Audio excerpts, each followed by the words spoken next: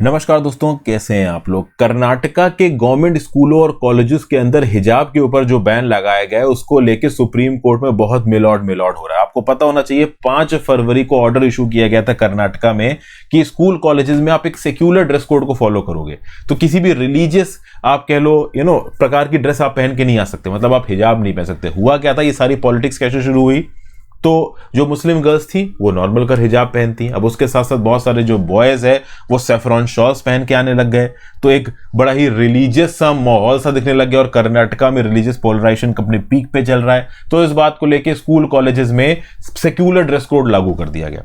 अब क्या दुनिया में कहीं और सेक्युलर ड्रेस कोड लागू किया गया है? क्या इंडिया पहली ऐसी जगह है जहां पे इस प्रकार का सेक्युलर ड्रेस कोड लागू किया जा रहा है? और मैं बता दूं, पूरे इंडिया में नहीं, केवल कर्नाटका के स्कूल कॉलेजेस में ये चीज लागू की गई है और वहीं पे बवाल हो रहा है। हमारे देश के किसी भी और राज्य में इस प्रकार का कोई ड्रेस कोड नहीं है।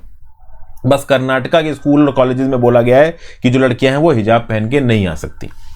अब इस कंटेक्स्ट में अगर हम कंट्रीज देखें तो जागरण जोश का मुझे एक आर्टिकल मिला है, मतलब अलग अलग जगह, जैसे ऑस्ट्रिया हो गया, बॉस्निया हो गया, अर्जेगोविना हो गया, कनाडा हो गया। कनाडा की क्यूबेक प्रोविंस में आप हिजाब नहीं पहन सकते।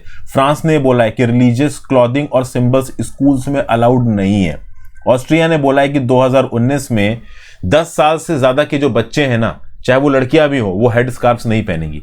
मेन और वुमेन में किसी भी प्रकार का डिस्क्रिमिनेशन नहीं होना चाहिए। ऐसी और भी बहुत सी कंट्रीज हैं। कजाकिस्तान में भी देखा जाए तो एक लिमिटेड फॉर्म में हेड स्कार्फ्स, निकाब्स वगैरह पहनने पे रोक है, जबकि किर्गिस्तान में भी है। तो कजाकिस्तान, किर्गिस्तान यहाँ पे एक बड़ी साइजेबल अमाउंट ऑफ मुस्लिम आबादी है। रशिया में भी थोड़े बहुत ऐसे लिमिटेड नियम कानून लगाए गए हैं। तो ऐसा नहीं है कि इंडिया पहली कंट्री है जहां पे हेड स्कार्फ्स या फिर हिजाब पहनने के ऊपर किसी प्रकार की रोक टोक लगाई जा रही है। लेकिन कर्नाटका के अंदर ये जो रिलीजियस पोलराइजेशन वाला माहौल निकल के आया, इसने एक और खतरनाक टर्न तब लिया जब मार्च में कर्नाटका हाईकोर्ट ने बोला कि हिजाब पहनना is not an essential religious practice under article 25 of the constitution. अब जब हाई कोर्ट ने यह बोला कि article 25 of the Indian constitution के अंदर हिजाब पहनना एक एसेंशियल रिलीजियस प्रैक्टिस नहीं है, तब इस बात को लेके बहुत हद तक कुरान के इंटरप्रिटेशन को लेके सुप्रीम कोर्ट में बहसबाजी चल रही है। सुप्रीम कोर्ट में बहुत से पिटिशनर्स हैं। एक पिटिशनर है यहां पे एडवोकेट शोएब आलम। एडवोकेट शोएब आलम साहब का यह बोलना है कि भाई देखिए, बच्चों के पास राइट टू एजुकेशन का राइट है, right to go to school का राइट है, राइट टू इंक्लूसिव एजुकेशन। मतलब एक बच्चा चाहे वो हिंदू हो, मुस्लिम हो, किसी भी धर्म का हो, वो पढ़ लिख सकता है, स्कूल जा सकता है, उसके पास अधिकार है। लेकिन at the same point of time उसके पास डिग्निटी, प्राइवेसी और ऑटोनॉमी का भी अधिकार है। तो शोएब आलम साहब यहां पे बोल रहे हैं कि जब एक मुस्लिम बच्ची, मान लीजिए हेड स्कार्फ पहन के, हिजाब पहन के स्कूल जाती है और उस स्कूल के गेट का गार्ड उससे बोल देता है कि तुम हिजाब उतारो, तो ये उसको अनड्रेस करने जैसा हो जाएगा, which is a violation of her right to dignity and privacy. ये शोएब आलम साहब का यहां पे स्टैंड है। इनफैक्ट यहां पे एक और स्टैंड दिया जा रहा है कि कुरान के इंटरप्रिटेशन के हिसाब से हिजाब पहनना एक एसेंशियल रिलीजियस प्रैक्टिस है, यह भी यहां पे बोला जा रहा है।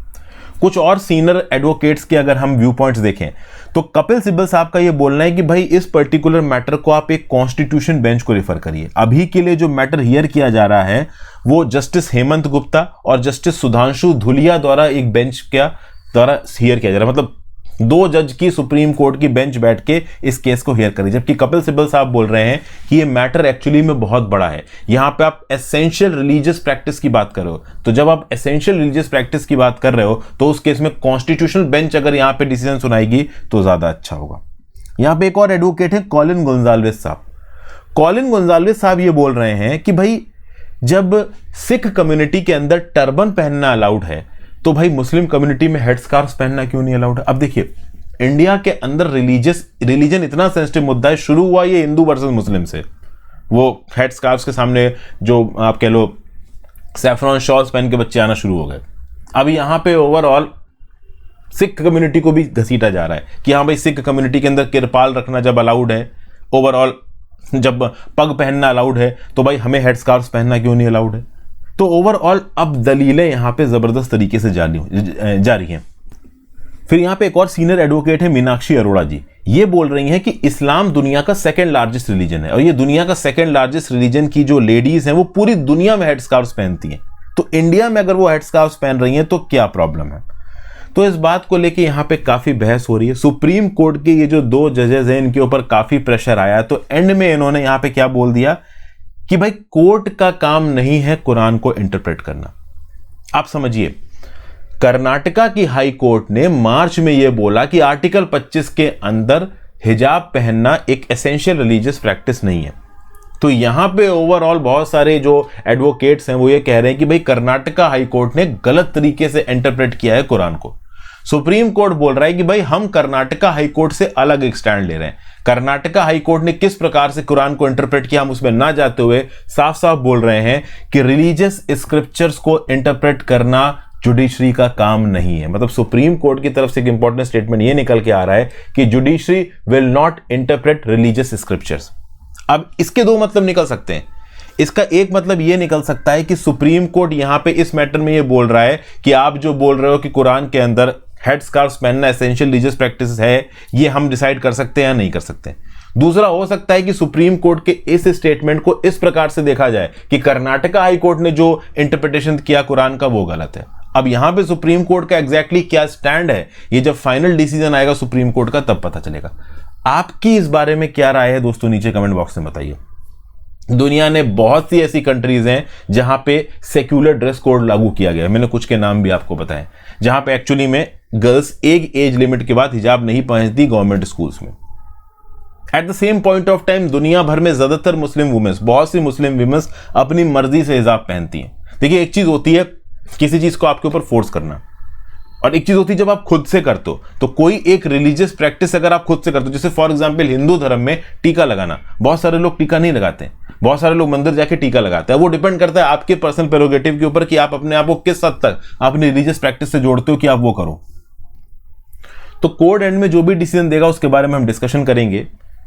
क्या स्टैंड रहा है यहां पे कर्नाटका की सरकार का और कर्नाटका की हाई कोर्ट का, ये हमने डिस्कस कर लिया है। सुप्रीम कोर्ट मोस्ट प्रॉब्ली इस मैटर को एक बड़ी बेंच को रेफर करेगा। ये 2 जज की बेंच कोई फाइनल डिसीजन सुनाएगी, इस बारे में हम ज्यादा कुछ कह नहीं सकते। अगर बड़ी बेंच को ये मैटर रेफर होता है तो ये मैटर कम से कम 6 महीने से 1 साल तक डिले हो जाएगा, और तब तक कर्नाटका की गवर्नमेंट का ऑर्डर लागू रहेगा। लेट्स सी यहां पे क्या होता है। अपने व्यू पॉइंट नीचे कमेंट बॉक्स में जरूर दीजिएगा। आपको क्या लगता है कि ये जो कर्नाटका हाई कोर्ट का ऑर्डर था सही था, गलत था? आपके व्यू पॉइंट्स में जरूर जानना चाहूंगा। बड़े भद्र भाषा में अपने व्यू पॉइंट नीचे कमेंट बॉक्स में दीजिएगा, उल्टी सीधी चीजें मत लिखिएगा। Thank you for watching friends. Video को लाइक और शेयर कर दीजिएगा, इंस्टाग्राम पे फॉलो कर लीजिएगा, टेलीग्राम ग्रुप ज्वाइन कर लीजिएगा, ज्यादा से ज्यादा लोग से लेक्चर को शेयर करें। Have a great day.